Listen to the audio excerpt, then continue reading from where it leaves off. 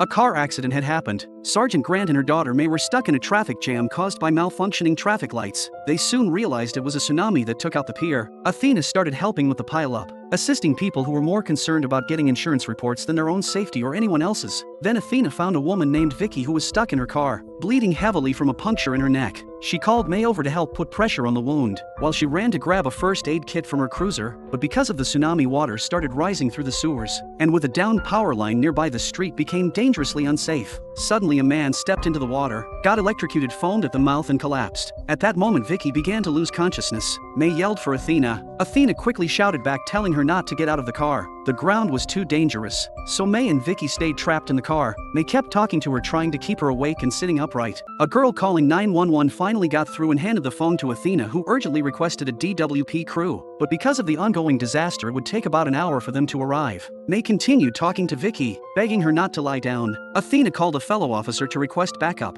Eventually the DWP crew arrived and shut off the power, making the street safe again. When Athena reached the car, Vicky was no longer breathing. Paramedics pulled her out and checked for signs of life. They found a pulse. May broke down crying, relieved and overwhelmed that Vicky was alive, and that she had helped keep her that way. Firefighters navigated flooded streets to respond to emergencies. A woman was screaming for help. She said that her son and fiancé were inside the boat. When they reached them, they saw an antenna from a radio station had pierced through the hull and gone straight through their abdomens, pinning them to the bottom of the boat. The boat was taking on water, so they needed a plan, and fast. Captain Bobby wondered if they could take them apart. Hen said it looked like the antenna had missed the child's heart and lungs, but she wasn't sure about the stepdad. As long as both pieces stayed in place, they might have a chance. Adele, the wife, kept telling her husband she wouldn't leave him, but the son told her it was okay. After she left, the stepdad Chuck told the crew to save Jason, the child. Bobby told him the plan was to save them both. Using a power saw, they successfully cut Jason free, with the antenna still piercing him, and got him off the boat. Realizing that cutting the antenna from Chuck's side could injure him even more, Bobby came up with the idea to cut it from underneath the boat, while Bobby worked below. Eddie and Hen noticed Chuck wasn't breathing, so they performed CPR underwater. Just as Bobby finished cutting the antenna, Eddie and Hen got a pulse. Chuck was okay. They placed him on a board, and he, Jason and Adele were all transported to the hospital, with Chimney and Hen riding along. 911 dispatcher Maddie received a call from a man named Jonas, who was trapped in his attic as floodwaters kept rising. Even though he was in the attic, the water was climbing fast. He had found a small axe. Maddie guided him on how to break through the roof to escape, but when he tried to break open the roof vent, the axe snapped. It was too small and weak. To keep him calm, Maddie asked him to tell her one of his wild mountain climbing stories. As Jonas started telling his story, the water rose even faster. Moments later, the call suddenly dropped. Maddie couldn't hear him anymore. Tears filled her eyes, but another 911 call came in. She knew she had to stay strong and help the next person in need.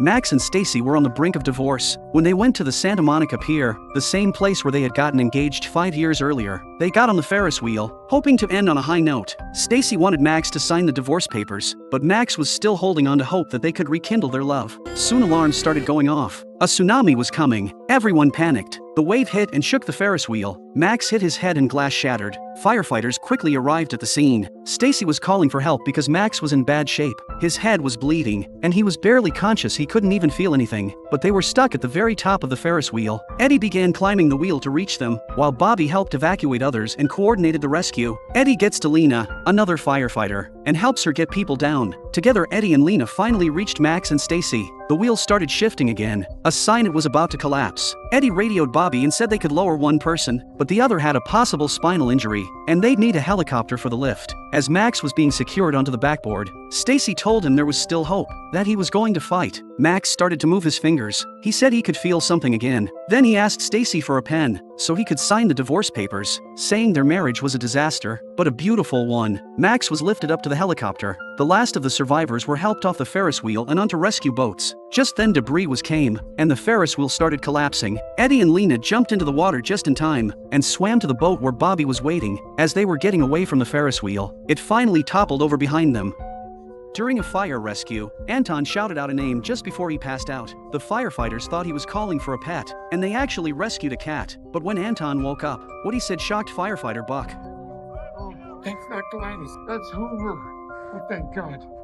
Meanwhile, at the call center, Maddie received a call from a deaf resident trapped inside the same apartment building. Maddie dispatched a message to the team, informing them about the woman Gladys trapped in her apartment. The team looked up just as a window shattered, confirming Gladys was inside, but the ladder truck couldn't reach her, and the elevator was already engulfed in flames. The firefighters decided to jump from the next door building onto the burning building's rooftop, and then rappel down with ropes. Eddie and Buck quickly reached the rooftop. The gap between the two buildings wasn't small, but they had no other choice. They threw their gear across first and then took a leap, successfully landing on the other side. After securing the rope on the roof, Buck carefully rappelled down. He soon reached Gladys's floor. He gestured to Gladys to move aside, then kicked off the wall, smashing through the window. Gladys couldn't hear what he said, but she understood his gestures. Buck secured Gladys to his harness and started descending down the rope. Suddenly, the rooftop above was burned through by flames. Bobby ordered his team to evacuate immediately and told the crew on the ground to prepare the air cushion. Flames burst out above Buck and Gladys. Buck looked up. The rope had caught fire. He looked down. The air cushion was rapidly inflating. Then the rope finally snapped, and the two fell through the air. Just as they were about to hit the ground, the air cushion was ready, catching them safely. Gladys, unable to speak, expressed her gratitude through sign language. She embraced her husband silently, cherishing the life they still had together. Watching this touching moment, Buck felt every risk he had taken was absolutely worth it.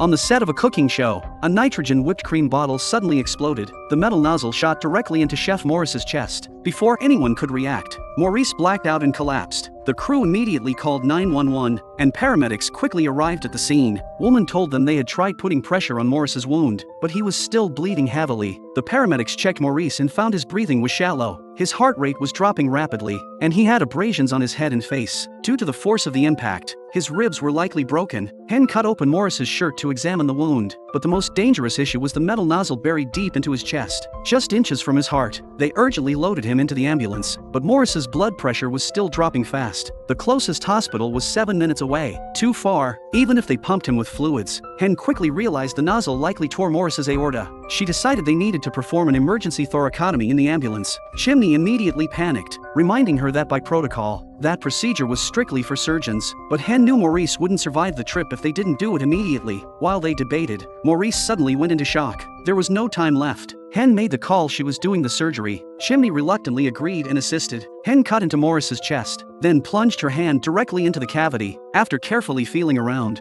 she finally grasped the bleeding aorta and managed to clamp it with her fingers. They arrived at the hospital moments later. When the doctor saw Hen's arm deep inside Morris's chest, he was horrified and yelled at her. "How could you put your hand inside a patient?" He demanded Hen remove her hand immediately. Hen shot back angrily. "If I let go, he'll die instantly." Ignoring the doctor's protests, she rushed into the operating room alongside Maurice. Once briefed on Morris's condition, the female surgeon carefully inserted forceps to clamp down on the aorta. Only then did Hen slowly remove her hand. The male doctor insisted Hen had broken protocol, but the lead surgeon disagreed, arguing that protocols aren't always rigid. If Hen hadn't made the right call, Maurice would have died long before reaching the hospital. Nice work.